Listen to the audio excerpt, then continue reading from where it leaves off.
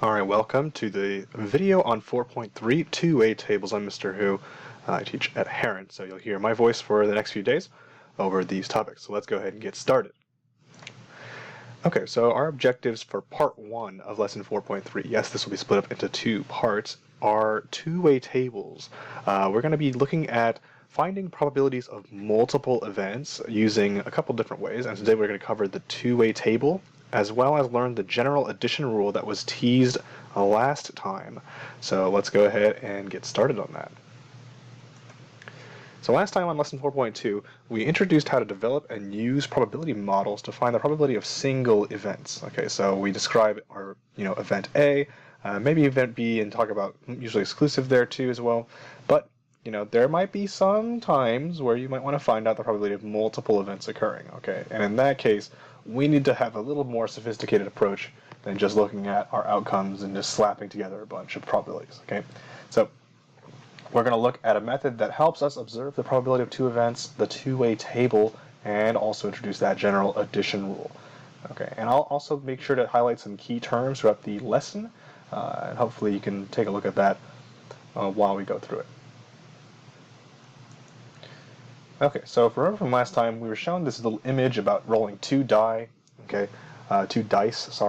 and there's 36 outcomes in here. So real quick, this is a quick review. Consider one event A, the sum of the two dice is an even number, and the event B, where the sum of the two dice is an odd number. So what is the probability of A or B? Okay, and that would be, of course, 36 out of 36, okay?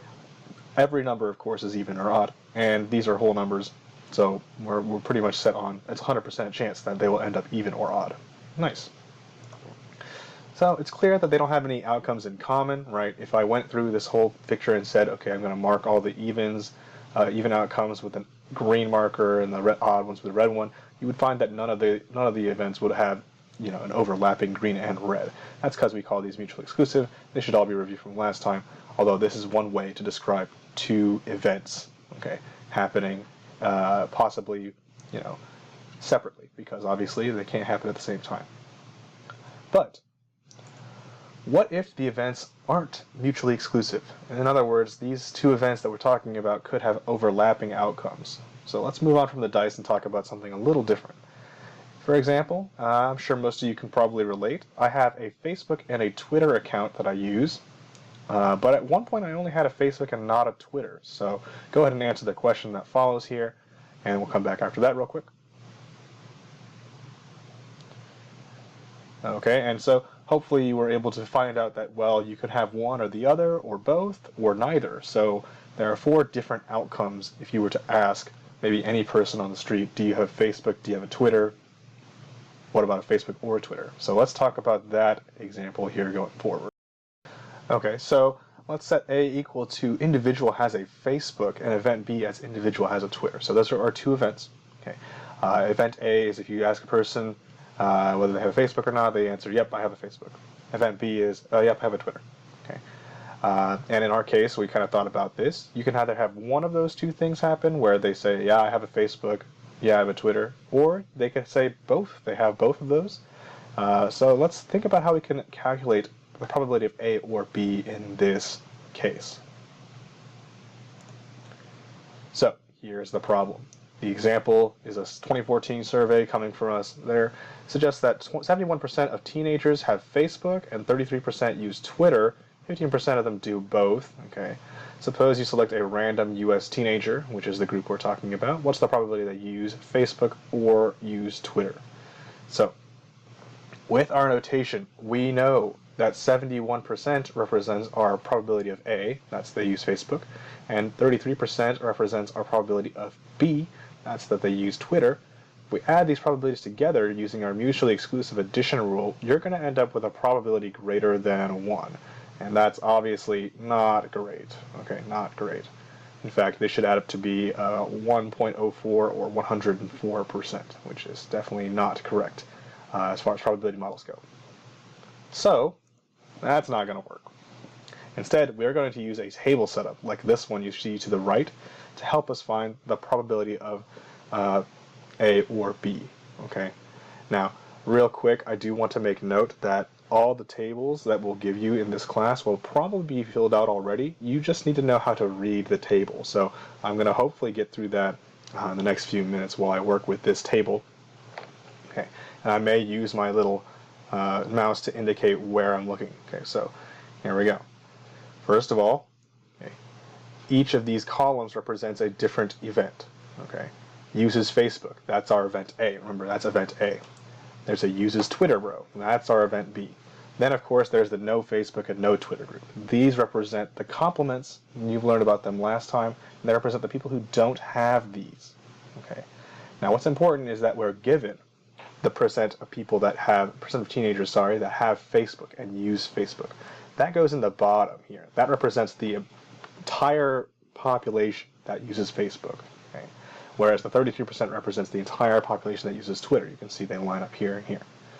Now, out of our totals, okay, they're talking about a percent, so our total has to be 100, of course, 100%. You can't go any higher than that. And we know that 15% use both Twitter and Facebook, so in that little overlap, I put the 15. That doesn't mean the rest of the numbers aren't important. They're just not important for our specific problem. Okay, these three right here that are in the top left, okay, represent other overlaps, such as uses Facebook and don't have Twitter. They don't have a Facebook, but they use Twitter, or they don't have a Facebook or a Twitter. Okay, and then of course these categories on the bottom, middle, and right middle represent the no Twitter and no Facebook totals. Okay, so these bottom and right columns, okay, bottom row, right column, represents the total across the whole population. These in the middle represent intersections, or I guess you can call them the AND parts, which I'm going to talk about in a sec. So, how do we use this thing? Well, like I said in the explanation of what these entries really represent, this particular one that I'm pointing to represents the probability of A and B, a person that uses both Facebook and Twitter, a person like me. Okay. When events are not mutually exclusive, this entry is often double counted when you're trying to find the probability A or B. Okay. We saw that in our slide here, where if we added them up together, we got 104%. That's not possible. Why is it not possible? It's greater than 1. Probability says it's got to be less than 1, or in between that area. So when we go back to this slide, this is an amount that is double counted in our calculation. So when you avoid the double counting, okay, to avoid the double counting, okay, we have to just subtract the entry so it only gets counted once. Alright, so here's how I'm going to do it. Alright, obviously I have my probability of A, that's my 71, and my probability of B, okay, that's my 33. And I'm going to add those things together. So it's the same as the mutually exclusive rule so far. However, in order to avoid double counting, I have to do this crucial step that will help me get to the accurate answer. Subtract 15. Subtract 15. Now, if I follow all of those steps, I should end up with an answer that's below 1. Okay. So 71 plus 33, 104, minus 15, that's going to be 89. 89. And remember, you have to set this over your total, which in our case is 100. 100.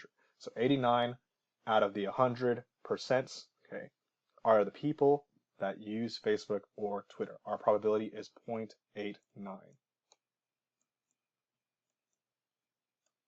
Okay, and that process can be summarized into the general addition rule.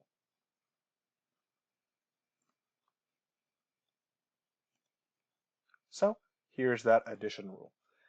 Go ahead and pause the video to make sure you got this down in your notes. But basically, this says that if you have any two events, any events A and B, where they result from some chance process, this general addition rule encompasses every scenario where you just take the event A's probability and the event B's probability, add them together, and then subtract their intersection, okay, their overlap. Okay, and a very special note, okay, is the reason that the mutually exclusive addition rule works is because there is no overlap. So that's why we set it equal to 0 in this formula, okay, and therefore it would disappear, and you get the mutual exclusive addition rule. But in general, okay, even if they're mutually exclusive, you can still use this rule. Okay, and A and B, of course, represents the outcomes in which both events A and B occur. So, give it a shot yourself. I'm going to use the same table here. Let event A be someone that uses Facebook, and let event B be someone that does not use Twitter. Find the probability of A or B. I'll give you a minute to do that. Okay, so I went ahead and just highlighted these numbers out here. Hopefully, if you made a mistake on the problem, that you can see the numbers now. It should be the uses Facebook group, 71%, plus the don't use Twitter group, the 67%, added up, and then subtracting out their overlap, the 56% of people that are in here. So you don't double count them. All right. So in this video, hopefully you found out how to read a two-way table. We'll go over that in class again with practice, and hopefully you understand the general addition rule used to calculate probabilities of multiple events. I'll see you in class with any questions you might have. You may also put them down on your notes so that you come to class prepared.